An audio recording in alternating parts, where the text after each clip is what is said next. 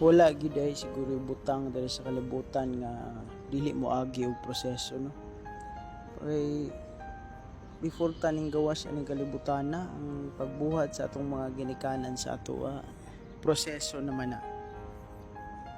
Nya gidala ta sa sabakan sa ato ang inahan siyam ka bulan. Sa sulod pa lang daan naggiproseso na ta. Hangtod sa paggawas, nakatuntag lakaw, istorya, tanan-tanan proseso. Paskwela ta, gi pahuman, hangtod nga naa na tay mga kaugalingong desisyon sa atong kinabuhi. Pero usahay makaingon ta ba nga anong moagi pa man og proseso? Kay usahay sa kalisod, sa kapait sa atong kahimtang nga na sitwasyon nga na-experience, gusto na to nga madali, gusto na to nga mudiretso sa atong gusto nga mahitabo, sa atong gusto nga mahimong resulta. Pero sakto ba na nga na ay shortcut ang mahitabo? Makaayo ba o ma-feel ba nato ang nindot kaayo nga accomplishment kung moagi tag shortcut? Siyempre di ba? Kung nauna na to nga gikan pagsabak sa tunginahan mo diretso ta og gawas, dili ta moagi og dede sa atong mama, dili ta moagi og practice og tikang, mo diretso ra tag gawas, kabaw na ka mulakaw, kabaw na ka mastorya. Sakto ba?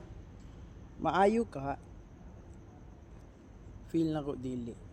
Muna sa tanan nga mga butang, sa tanan nga mga desisyon, sa tanan nga mga gusto nimong mahitabo sa imong kinabuhi, kanang ang tanan mo agi nagproseso. Swerte lang tong mga tao nga medyo wala nakatilaw o kalisod. Swerte lang tong mga tao nga natunong sila og kapalaran nga nindot. Pero kwentahon na to tanan ang mga panalangin nga niabot sa atong kinabuhi, sa pagmata adlaw-adlaw sa nakanindot kaayo nga gift. Bangon ta nga lain na pud nga chance nga pagpaningkamot. Munang dili ta mo give up, dili ta mo ingon nga diri ra tataman. Kutob sa atong mahimo, kutob sa atong gusto mahimong resulta atong paningkamutan, atong buhaton atong best, atong buhaton ginabayan sa ato ang mangluluwas. Kay kung moagi tag shortcut, dili ra kayot na mahuman. Shortcut gani meaning dali ra kaayo na mahitabo, dali ra kaayo na mahuman.